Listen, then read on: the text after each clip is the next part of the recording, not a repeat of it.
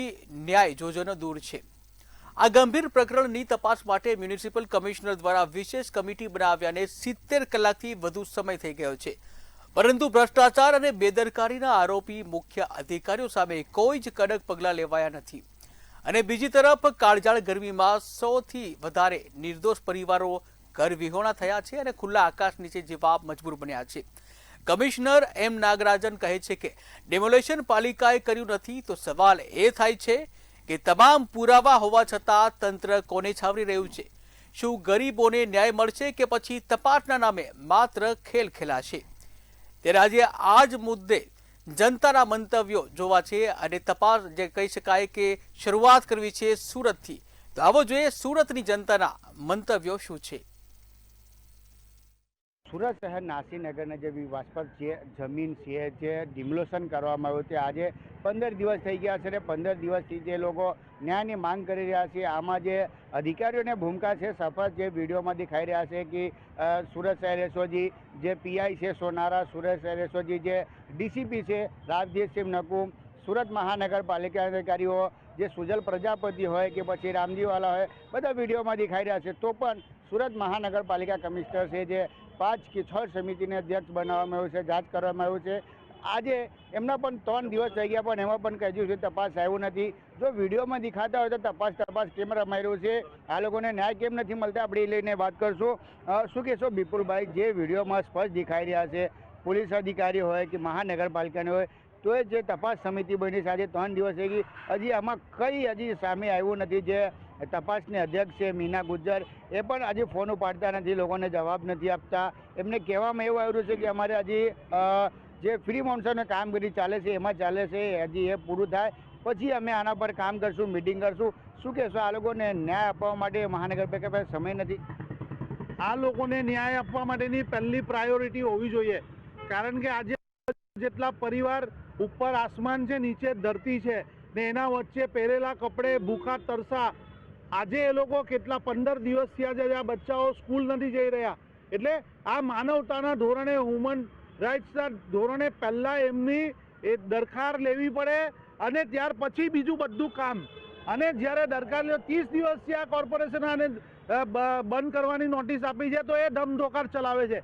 કોર્પોરેશનના તમામ અધિકારીઓ ચામડી બચાવવા માટે આ કૃત્ય કરી રહ્યા છે અને પોલીસ, કોર્પોરેશનથી માનીને બધા આ જે ચંદાર ચોકડી છે, સુજલ પ્રજાપતિ, આ નાયક કે પછી એસઓજીના અધિકારી હોય, આ બધા ભેગા મળી ષડયંત્ર કરી ગેરકાયદેસર કોઈ પણ કાયદાકીય સરકારની પ્રક્રિયા કર્યા વગર આ લોકોને બેઘર કરી દીધા છે। આજે આ લોકોની હાલત આખા જીવન પસીનાની, આખી જિંદગીની કમાણીનું ઘર બનાવેલું આજે ધૂળ કરી દીધી છે। બીજા એક બેન છે, એમને જો વાતનું શું નામ છે ને જે હિસાબે આ ડિમોલેશનને 15 દિવસ થઈ ગયા, અધિકારીઓ તપાસ રમી રહ્યા છે, આમાં કંઈ નિકાલ નથી આવતું ને જે વિડીયોમાં દેખાઈ રહ્યા છે સાફ કે જે મહાનગરપાલિકાના અધિકારી હોય કે પોલીસ અધિકારી હોય દેખાઈ રહ્યા, તો તપાસને નામે કેમ એટલું એવું થઈ રહ્યું છે? આજે સુરતમાં જે ડિમોલિશન થયું, 100 કરતાં પણ વધારે પરિવારો બેઘર થયા છે અને આ કાર્યવાહીને 15 દિવસ સુધી થઈ ગયા અને તપાસ કમિટી જે કોર્પોરેશન સુરત મહાનગરપાલિકાએ બેસાડી છે એને પણ 70 કલાકથી પણ વધારેનો સમય થઈ ગયો, એ છતાં કોઈ યોગ્ય કાર્યવાહી નથી થઈ। અને આની પાછળ જે લોકો જવાબદાર છે, સેન્ટ્રલ ઝોનના કાર્યપાલક ઇજનેર જ્યાં જીવન રામજીવાલા, રોડ વિભાગના સુજલ પ્રજાપતિ, પીઆઈ અતુલ સોનારા, એસઓજીના ડીસીપી રાજદીપસિંહ નકુમ, આ દરેકે દરેક અધિકારીઓની ઉપર જે કાર્યવાહી થવી જોઈતી હતી, સસ્પેન્ડ થવા જોઈતા હતા, એ હજી સુધી બહાર ફરી રહ્યા છે અને કોઈક તો રજા મૂકીને નાસી છૂટ્યા છે। તો આની ઉપર ક્યારે કાર્યવાહી થશે, ક્યારે અમને પકડવામાં આવશે? બીજી બાજુ અત્યારે 100 કરતાં પણ વધારે પરિવારો આ ધોમધખતા તાપમાં એમના ખુલ્લા સૂતેલા છે, એમના ખાધા પીધા વગરના રહે છે, એમાં મહિલાઓ પણ છે, નાના બાળકો પણ છે। થોડી પણ જો માનવતા હોય, સંવેદનશીલતા હોય તો આમની માટે પહેલા જ તાત્કાલિક ધોરણે રહેવાના માટેની સગવડ કરવી જોઈએ, ખાવા પીવાની સગવડ કરવી જોઈએ, કેમ કે આ ગેરકાયદેસર રીતે ડિમોલિશન થયું છે। અને એક બાજુ સુરત સેન્ટ્રલ ઝોનના જે મ્યુનિસિપલ કમિશનર છે એ એવું કહી રહ્યા છે કે આ તો અમે કાર્યવાહી કરી જ નથી। એટલે કઈ રીતનો વહીવટ ચાલે છે? આની પાછળ તપાસ થાય, તપાસ કમિટી યોગ્ય રીતે બેસાડવી પડે અને જે આની માટે ન્યાય આપવો પડે। આમાં ન્યાય થશે કે આ ભાજપની સરકાર ખેલ કરી રહી છે એ જ કશું નક્કી નથી થઈ રહ્યું। તપાસનો વિષય તો એ છે કે જે લોકોને ખીચા ભરીને બેઠા છે ને એવા લોકોને જ કમિટીમાં બેસાડ્યા છે.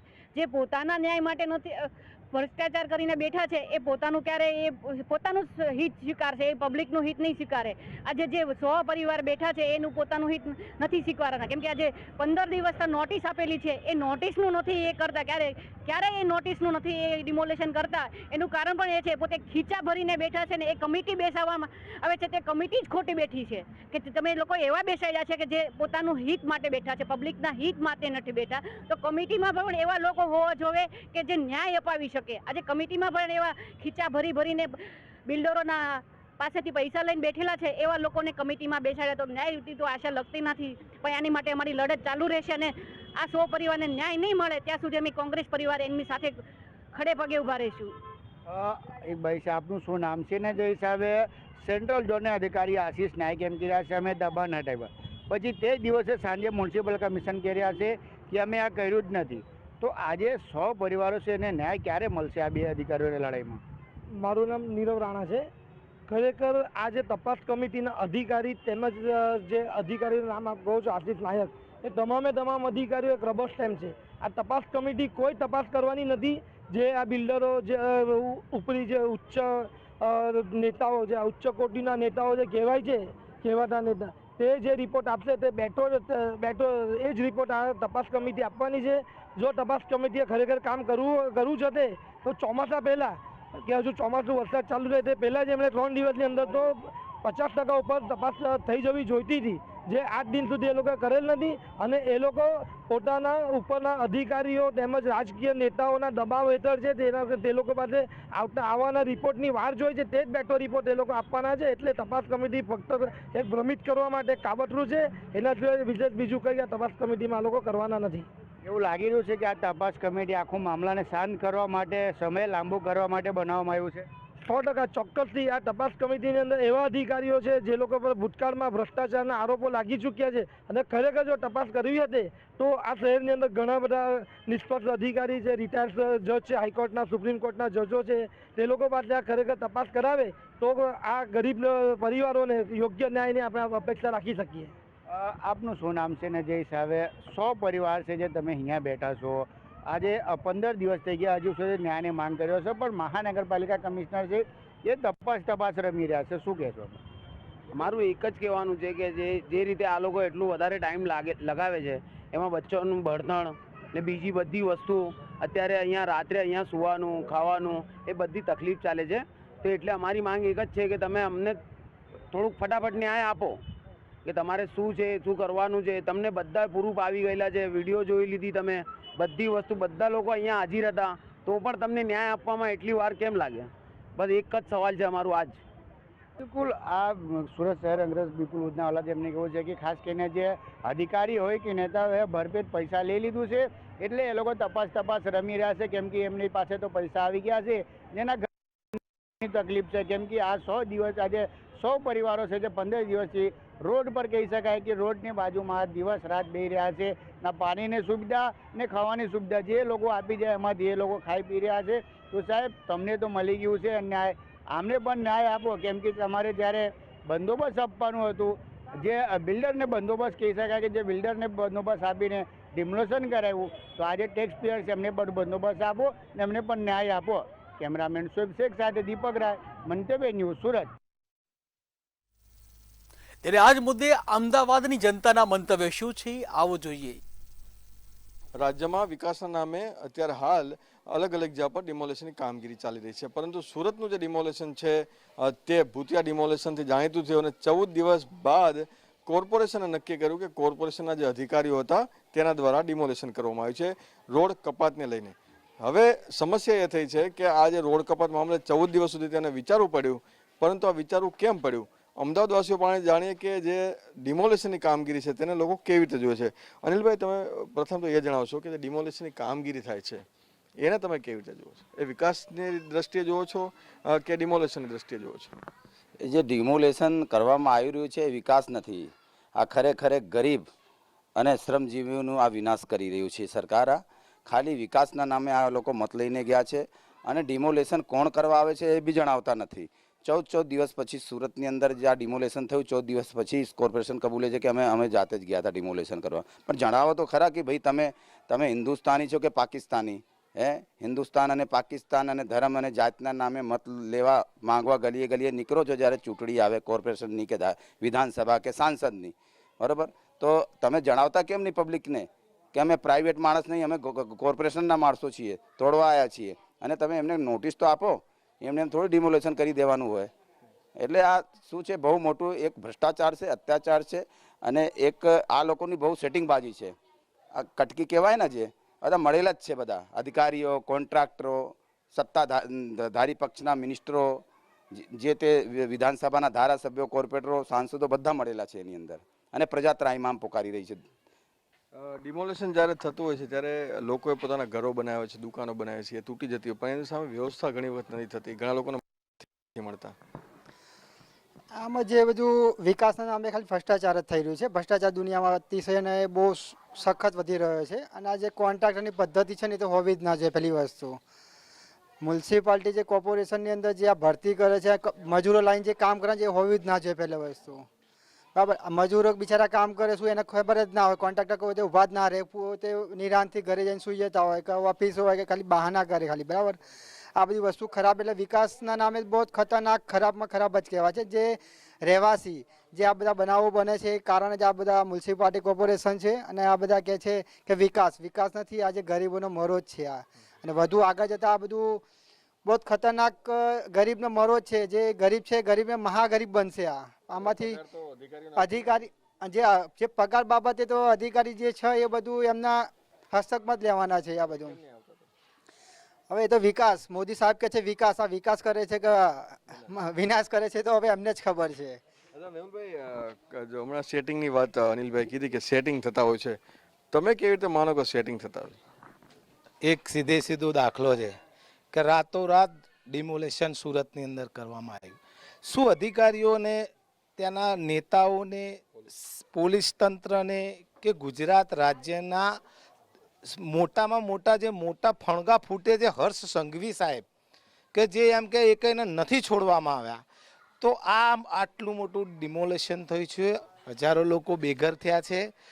આ મને ડિમોલેશન નથી, આ એક ખેલ છે, અને આ ખેલ એવો છે કે મોટા મોટા બિલ્ડરો અને મોટા મોટા નેતાઓના ખોલ સીધા પાડી દીધા છે, અને એનો ભોગ ગરીબ માણસો બન્યા છે. ગરીબ બિચારા, જે ખબર છે કે ગરીબ બિચારો અવાજ નથી ઉઠાવી શકે, બોલી નહીં શકે, એટલા માટે આ અવાજ દબાવવાના માટે મોટા મોટા ફંડિંગો લઈ લીધા છે, અને ફક્ત જે વિકાસની વાતો કરે છે, વિકાસ નહીં, ગરીબોના વિનાશની વાત થઈ રહી છે.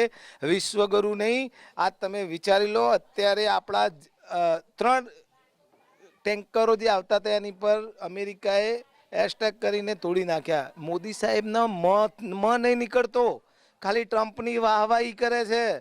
આ દેશના એક એવા વિકસિત રાજ્ય ગુજરાતની અંદર રાતોરાત ડિમોલેશન કરી દીધું. એક પણ નેતા, ત્યાંનો એક પણ સાંસદ કે ધારાસભ્ય બોલવા તૈયાર નથી. ખબર છે બોલશો તો એમની ફાઇલો પડી છે, ઉલાડ દેશે.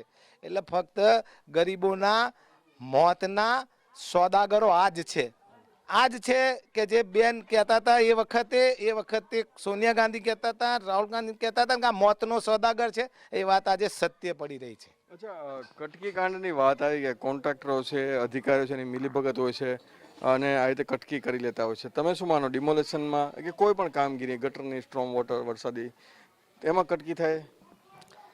કટકીની બાબતમાં એવું છે કે 30 વર્ષનું શાસન ભાજપનું અત્યારે હાલમાં ચાલી રહ્યું છે. વિકાસના નામે ગરીબ અને વંચિત લોકોના ઝૂંપડા મકાનો તોડી અને ત્યાં એ જમીન ઉપર હેતુફેર કરી અને એમના લાડકવાયા બિલ્ડરો કહેવાતા માનીતા જે કોઈ પણ હોય એ એમના ધારાસભ્યો અને સાંસદ સભ્યો અને મિનિસ્ટરો સાથે મળી અને કમલમ સુધી પૈસા પહોંચાડી અને એ જમીનનો હેતુફેર કરી, જે જમીન ઉપર 50 વર્ષથી ત્યાંનો ગરીબ મજદૂર વંચિત રહેતો હોય અને રાતોરાત ખાલી કરાવવાની. 30 વર્ષના શાસનમાં તમે આયા એના દિવસથી કેમ ચાલુ ના કર્યું ડિમોલેશન?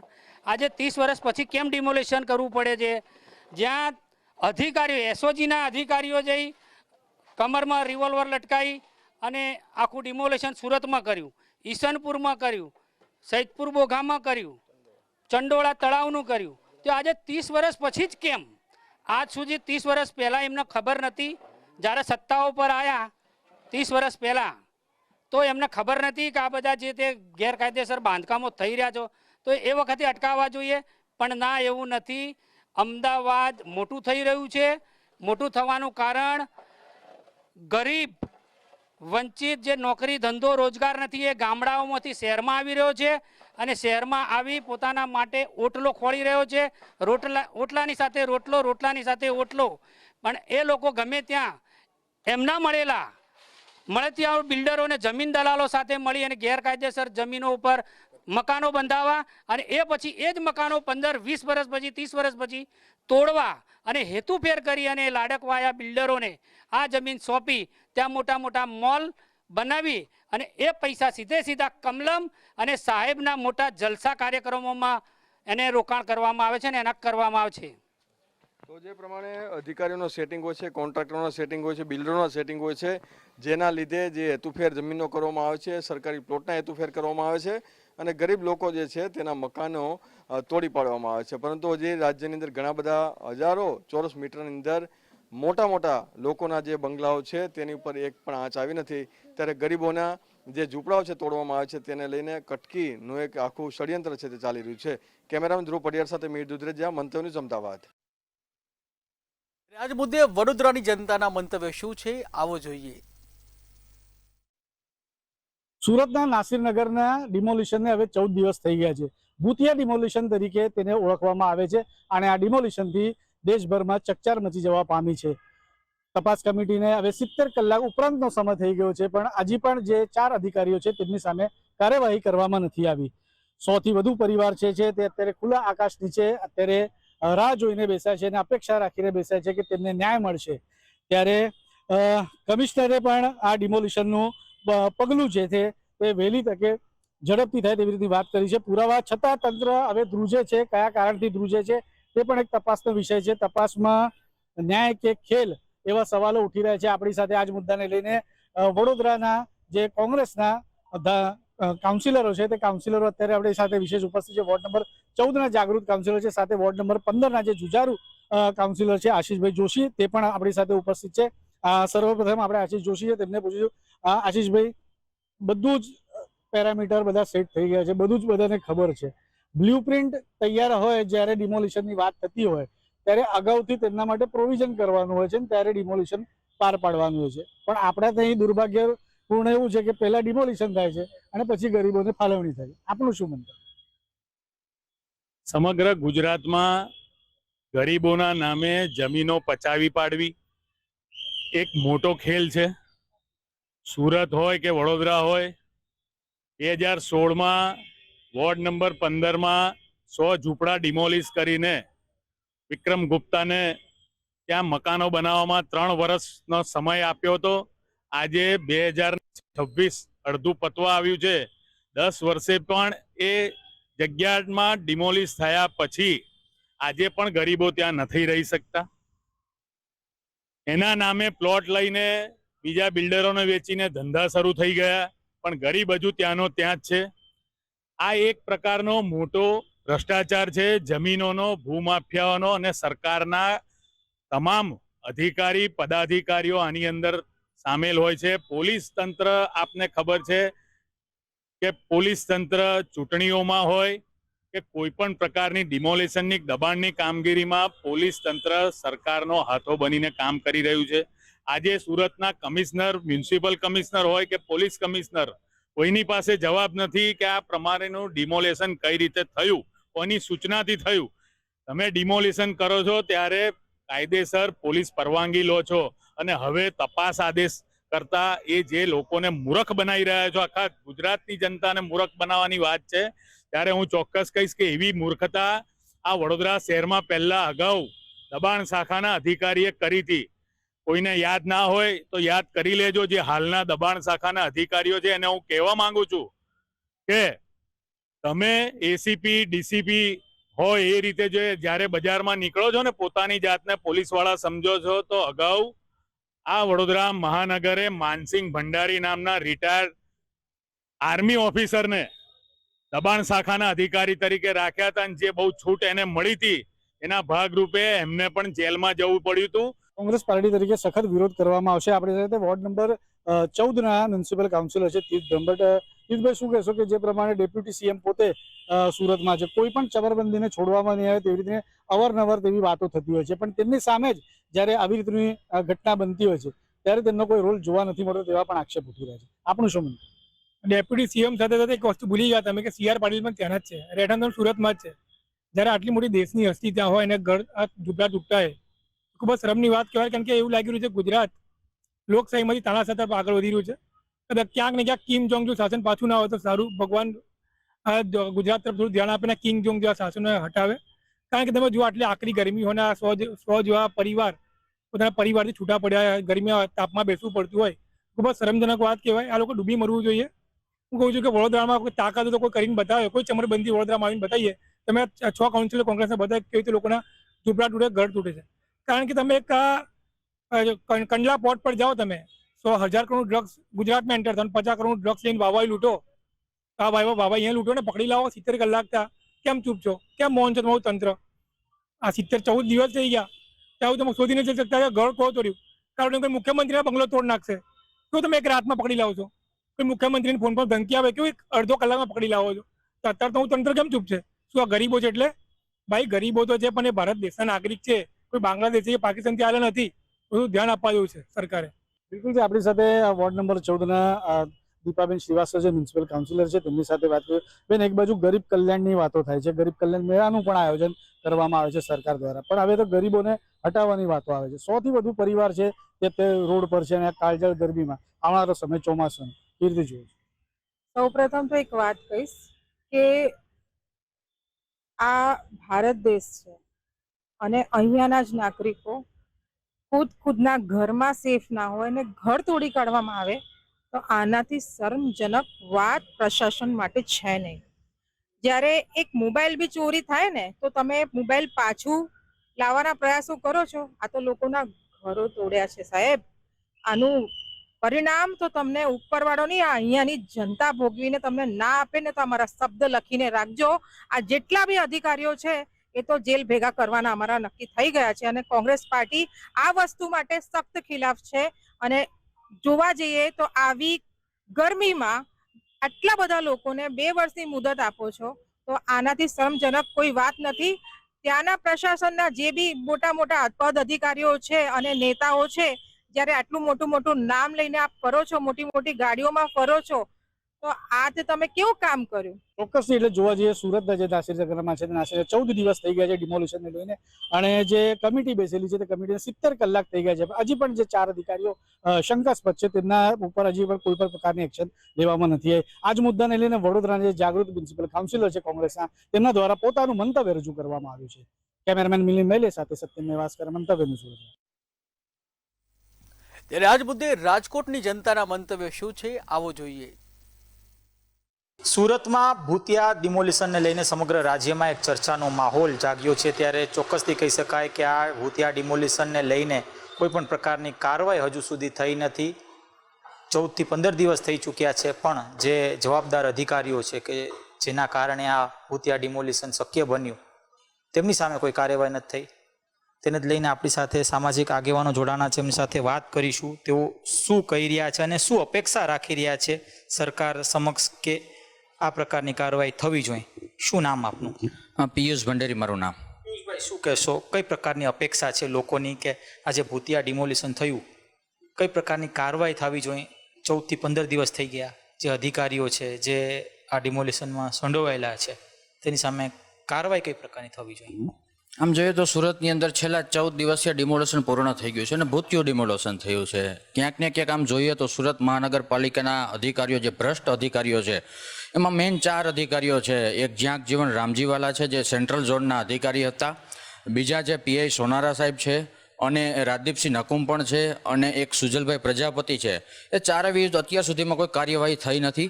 આમ જોઈએ તો આજે 100 મકાન અંદાજે 100 મીડિયાના માધ્યમથી મને જાણવા મળ્યું કે 100 મકાન તોડી પાડવામાં આવ્યું છે. તો ક્યાંક ને ક્યાંક સરકાર પણ જવાબદાર છે અને જેને પૂછ્યા ને પણ કે ડિમોલેશન કોણ કરી ગયું ખબર જ નથી હોતી. આમ જોઈએ તો સુરતની અંદર જે તક્ષશિલા કાંડ થયો હતો એ પણ હજી આજ દિવસ સુધીમાં જે એના જે પણ અધિકારીઓ છે એની અંદર સંડોવાયેલા તો એને પણ પકડી નથી શક્યા. ત્યાં આ ભાજપની સરકારની અંદર ક્યાંક ને ક્યાંક આવા કાંડો થઈ રહ્યા છે. અપેક્ષા કઈ પ્રકારની છે તમારી? સખત, મારું નામ જિજ્ઞેશ સાવલિયા છે. એમની સામે સખતમાં સખત પગલાં લેવાવા જોઈએ જેથી બીજા અધિકારીઓ આવું ના કરે અને પ્રજાને થોડોક સંતોષ થાય. નહીંતર ભવિષ્યમાં આવવાનું આવું થતું રહેશે તો પ્રજા સરકાર શું અપેક્ષા રાખશે?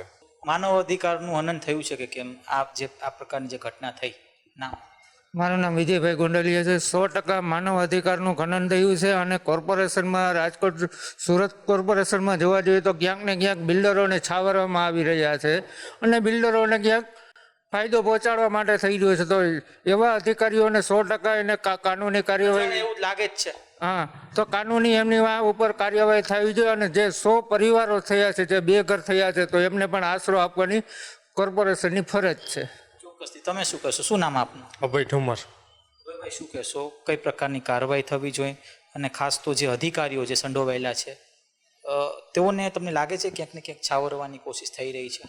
કોશિશ તો થયેલી છે પણ આ બધું ખોટું થયેલું છે. તમે શું કહેશો? શું નામ?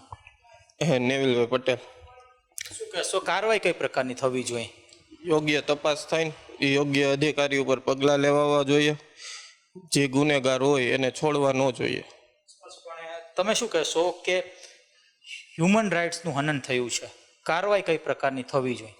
એમાં એસઆઈટીની રચના થવી જોઈએ. જે કંઈ પણ અધિકારીઓ એમાં સામેલ છે એ બધાને ક્યાંક ને ક્યાંક જેલ હવાલે કરવા જોઈએ અને જે કંઈ પણ કાનૂની કાર્યવાહી થઈ અને જે કંઈ પણ દંડ થતો હોય દંડ કરવો જોઈએ અને આજીવન એ લોકોને સસ્પેન્ડ કરવા જોઈએ. મારી એ જ ઈચ્છા છે. ખાસ તો આ પ્રકારની વાત તો ક્યાંક લોકો કરી રહ્યા છે, પણ લાગે છે તમને આગામી સમયમાં સરકાર આ પ્રકારની જે કાર્યવાહી છે તે કરશે, જે જવાબદાર અધિકારીઓ સામે કામગીરી, પોતાની જે વિવાદાસ્પદ પોતાની જે કામગીરી છે તેની સામે કડક પગલાં ભરશે સરકાર? જનતાને આમ જોઈએ તો સરકાર પર વિશ્વાસ છે, પણ હવે સરકાર ઉપરથી ક્યાંક ને ક્યાંક વિશ્વાસ ઉઠી રહ્યો છે કે ભાઈ જે સરકાર છે જનતાના કામો કરવા જોઈએ, એને બદલે ક્યાંક ને ક્યાંક બિલ્ડરોના અને કર્મચારીઓના કામ કરી રહ્યા છે. ત્યારે જનતાને અમે અપીલ કરીએ છીએ, ભાઈ સરકારને અમે અપીલ કરીએ છીએ કે ભાઈ આ જે કાંડ થયો છે એ કાંડની અંદર સખત કાર્યવાહી થવી જોઈએ અને આ બધાને સસ્પેન્ડ કરી અને જેલ ભેગા થવા જોઈએ. શું લાગે છે કે આજે જે આ ભૂતિયા ડિમોલિશન છે, ખરા અર્થમાં તેની સામે કઈ પ્રકારની કાર્યવાહી થવી જોઈએ અને થવી જોઈએ? 14 દિવસ થઈ ગયા છે પણ હજુ સુધી કાર્યવાહી નથી થઈ. કયા એવા અવરોધો છે કે જેના કારણે આ કાર્યવાહી થઈ નથી શકતી? જો સરકાર પાસે આમ તો ઘણા બધા કામ હોય છે, પણ અત્યારે જે લોકોએ બિરુદ આપેલું છે કે ડબલ એન્જિન સરકાર, તો ડબલ સ્પીડે અત્યારે કામગીરી થઈને તાત્કાલિક એની ઉપર યોગ્ય પગલાં લઈને એને યોગ્ય સજા મળવી જોઈએ. અને જે લોકો અત્યારે રસ્તા ઉપર આવી ગયા છે એને કંઈક ને કંઈક સુવિધા પૂરી પાડીને એ લોકો રજડી ના પડે એનું ધ્યાન રાખવું જોઈએ. સ્પષ્ટપણે જે 100 જેટલા જે મકાનો જે ડિમોલિશન કરવામાં આવ્યા તેમાં જે પરિવારો રહે છે તેને યોગ્ય ન્યાય મળવો જોઈએ. તેમનું રહેઠાણ માટે અલગ એક વ્યવસ્થા છે તે પણ કરવી જોઈએ. અને આ સાથે જે 4 અધિકારીઓ જે પ્રાથમિક તપાસમાં તેમને જે નામ ખોલ્યા છે તેની સામે કડક કાર્યવાહી થવી જોઈએ તે પ્રકારની અપેક્ષા ક્યાંક ને ક્યાંક હાલ રાજકોટની જનતા પણ રાખી રહી છે. કેમ્પસ લલિત વ્યાસ સાથે ધ્રુવ કુંડેલ, રાજકોટ. તો મારો અવાજમાં હાલ બસ આટલું જ. વધુ સમાચાર માટે જોતા રહો મંતવ્ય ન્યૂઝ. નમસ્કાર.